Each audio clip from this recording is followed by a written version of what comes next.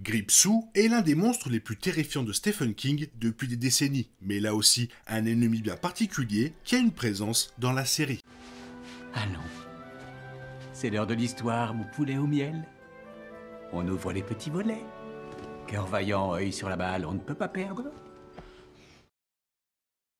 L'interprétation de Gripsou par Tim Curry dans Ça de 1990 est un classique de l'horreur culte, resté gravé dans le cœur de nombreux fans de King. En 2017, le film Ça est sorti en salle et est devenu le film d'horreur le plus rentable de tous les temps. Il a rapporté plus de 700 millions de dollars dans le monde entier et depuis, il n'a pas été détrôné. Ça chapitre 2, la suite directe du film de 2017, figure également dans le top 10 des films d'horreur les plus lucratifs de tous les temps. Fort du succès retentissant du remake de 2017, les rumeurs concernant de nouveaux contenus circulaient depuis des années. Nombreux étaient les fans qui rêvaient d'un troisième chapitre, tandis que d'autres espéraient ardemment une histoire préquelle, voire un récit des origines de Gripsou. HBO Max a enfin exaucé nos vœux, avec ça, Bienvenue à Derry, une série préquelle se déroulant en 1962, soit exactement 27 ans avant les événements du premier film. L'un des aspects les plus intéressants de ce premier épisode réside dans ces nombreux clins d'œil qui pourraient laisser présager l'identité du véritable ennemi de Gripsou. Le premier épisode de la série, le pilote, s'ouvre sur une scène assez longue où un garçon nommé Matty tente de fuir Derry. La série suggère que Matty pourrait avoir une vie familiale difficile, ce qui le pousse à éviter de rentrer chez lui. Il se faufile alors dans un cinéma sans ticket et échappe à un employé. Matty finit par s'échapper dans la froide nuit d'hiver et se retrouve recueilli alors qu'il est au bord de la route par ce qui semble être une famille bienveillante en route pour Portland. Bientôt, son aventure en autostop tourne mal et le reste de la ville n'entend plus jamais parler de Matty. L'introduction de la série utilise Matty pour remplacer Georgie, le jeune garçon à l'imperméable jaune enlevé par Gripsou dans le premier film. Après la disparition de Matty, la série fait un bond de 4 mois. L'un des premiers lieux visités est le collège de Derry. Dès son apparition à l'écran, la caméra s'attarde sur un panneau à l'extérieur, où il est écrit « Berthe la tortue dit, tous à couvert ». Ce panneau est le premier easter egg. La scène suivante montre Lily, l'un des personnages principaux, marchant dans le couloir du collège. Elle est victime d'une farce cruelle, mais l'easter egg de la tortue est également présent dans ce couloir. Le long du mur, une table portant le même slogan que l'enseigne de l'école est ornée d'une image d'une tortue en uniforme militaire. On peut y lire « Sécurité nucléaire », une préoccupation majeure de l'époque. À côté de la table se tient une personne portant le costume de Berthe la tortue, la mascotte. La scène s'attarde quelques secondes sur Berthe et sur son rôle de partager l'information sur la sécurité nucléaire, ce qui indique que les fans devraient probablement le surveiller. Pour les spectateurs occasionnels qui ne connaissent pas l'importante histoire de Gripsou de Stephen King, cela peut paraître aléatoire, mais c'est un easter egg astucieux qui tease Mathurin la tortue.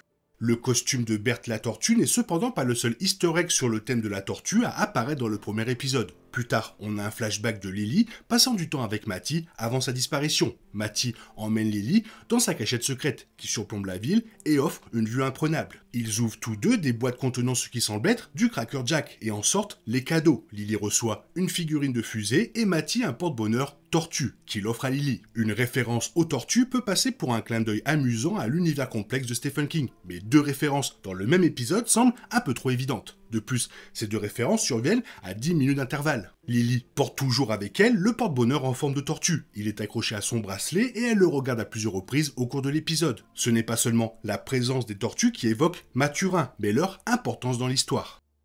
Mathurin la tortue est lié à plusieurs histoires de Stephen King, ce qui en fait un personnage important du multivers de King. Mathurin est lié à ça et à la Tour Sombre, mais il est également mentionné dans le 22-11-63. Cette créature est connue sous le nom de Mathurin la tortue car elle ressemble à une tortue de mer géante. Mathurin n'est cependant pas une tortue au sens propre. Il est composé d'énergie cosmique et est considéré comme une divinité. Il est également l'un des 12 gardiens des rayons, les rayons qui soutiennent la Tour Sombre, ce qui explique son importance dans l'histoire. Contrairement à Gripsou, l'un des monstres les plus terrifiants de King, Mathurin la tortue, est considéré comme un protagoniste du multivers de King. Selon l'histoire de King, Mathurin est un géant sage, gentil et doux, qui joue presque toujours un rôle de mentor auprès des humains. Mathurin est également connu pour son caractère quelque peu antisocial, préférant souvent rester dans sa carapace sauf en cas de besoin. Il est intéressant de noter que les origines de Gripsou sont également liées à Mathurin.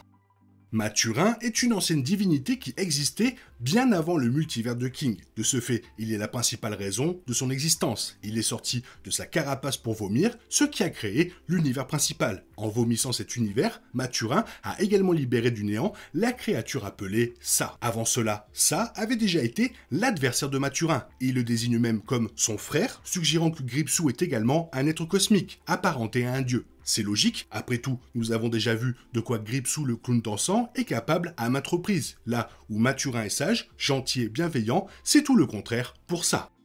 Certes, l'histoire de Maturin paraît complètement absurde, mais c'est justement ce qui en fait un personnage si fascinant. D'une certaine manière, Maturin fait office de mythe fondateur pour l'univers de Stephen King. Les mythes fondateurs sont presque toujours extravagants et dénués de sens logique. De ce point de vue, King a parfaitement réussi à créer son propre mythe. Maturin offre également à une créature comme ça une raison de haïr, voire de craindre. Maturin l'a libéré du néant, il est donc tout à fait possible qu'il puisse simplement le renvoyer dans le néant. Dans le roman Ça, Gripsou annonce au Club des Ratés que Maturin est mort lorsqu'ils sont revenus adultes pour l'affronter. Bill voit même le cadavre de Maturin, prouvant ainsi que le doux géant est bel et bien mort.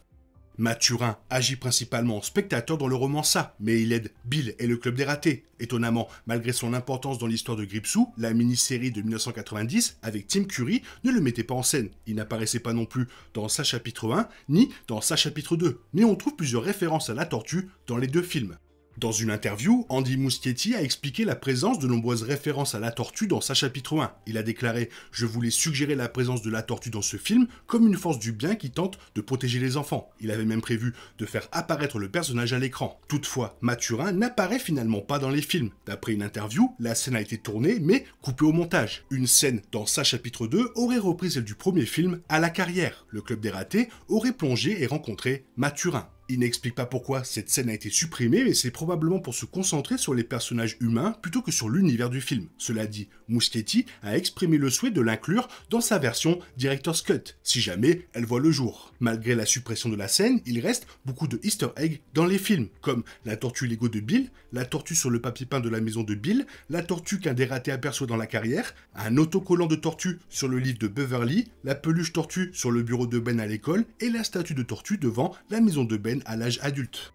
Bienvenue à Derry, qui semble suivre cette tendance en faisant allusion à la tortue, est un exemple frappant. Vu l'importance des easter eggs dans le tout premier épisode, il est plausible que la série se prépare à introduire la tortue. Cela n'aurait pas d'impact négatif sur les films existants, surtout si Bienvenue à Derry aborde la mort de Maturin. L'importance des références à la tortue rend d'autant plus crédible l'idée que Maturin fasse enfin une apparition à l'écran. Berthe la tortue enseigne littéralement la sécurité nucléaire. Gripsou n'est peut-être pas une bombe atomique, mais il est ce que la petite ville de Derry a connu de plus proche d'une telle catastrophe. Lorsque Matty donne son cadeau à Lily, elle le qualifie de porte-bonheur, un atout dont elle aura besoin pour survivre au tourment de Gripsou. Elle chire également ce porte-bonheur, le considérant comme le dernier souvenir de son ami après sa disparition. Son porte-bonheur chargé d'émotions est plus important que les références dans Ça et Sa chapitre 2.